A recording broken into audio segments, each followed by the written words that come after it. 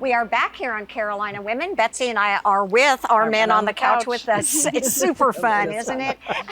And it's nice to have another young woman join us today. Larry and Michael, please introduce our guests. We are fortunate to have our interim chamber exec, Megan Morris, who is doing, I have to say, a great job in her current capacity. And she's going to tell us a little bit about what's going on with the chamber. Woohoo! Yeah. Well, to follow that up, I don't do it alone. We have an amazing team, and we have an amazing board of directors, an amazing group of ambassadors, and we have a lot of things going on at the chamber. We are totally devoted to supporting local businesses. That is what we're all about. It was interesting because before we got started, we were sort of Betsy and I were asking questions, just being curious, and I learned more in those 5 minutes, and I think that's worth really sharing a lot with our audience. And we were talking about lobbying. We were talking about a lot of different things that I think people don't realize that the chamber does. And specifically for your chamber, what do you all do? How do you define yourself? Mission, core values?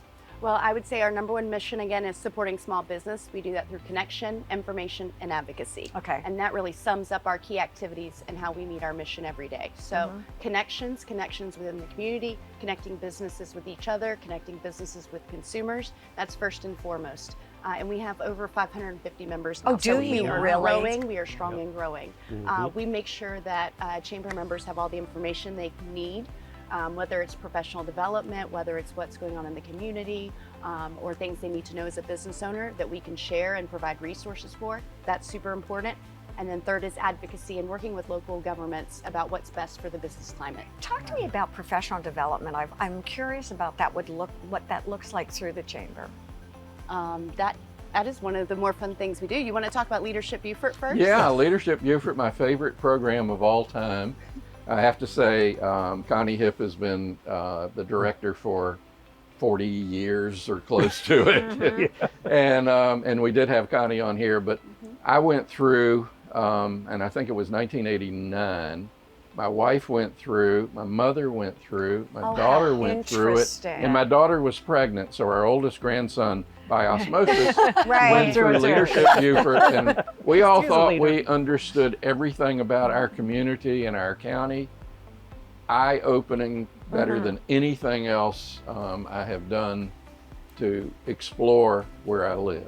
And it's fabulous. And it is going in its 40th year, so it's a big anniversary. Is it really? That's amazing, and what a great resource to have. Exactly. It 40 is. years, And, What about young professionals? Do you encourage young professionals to get involved? Because I think it would be intimidating to be a young professional and kind of not know the ropes. What to do. Right. What first steps. So we've heard that and we've sensed that, and I've been a young professional in this community, so I have firsthand experience of how hard it can be to kind of break into the professional world here.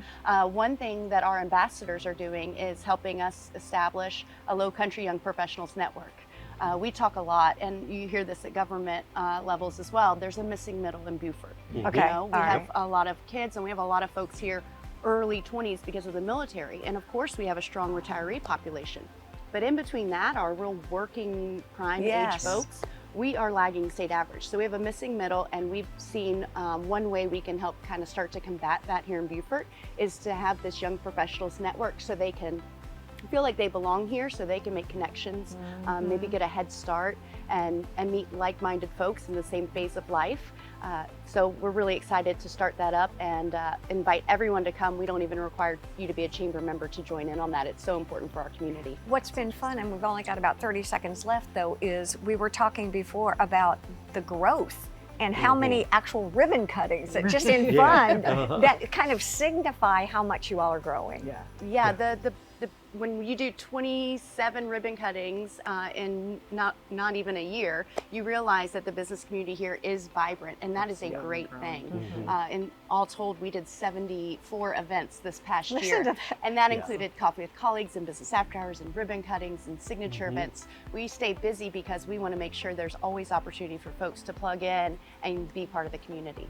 Oh, it's fun. And your communication is so good. I get newsletters from you, I get information. You were talking about young professionals, and it just, you know, there is events that you've got established for them, and I think it's really making sure that the chamber touches that business community.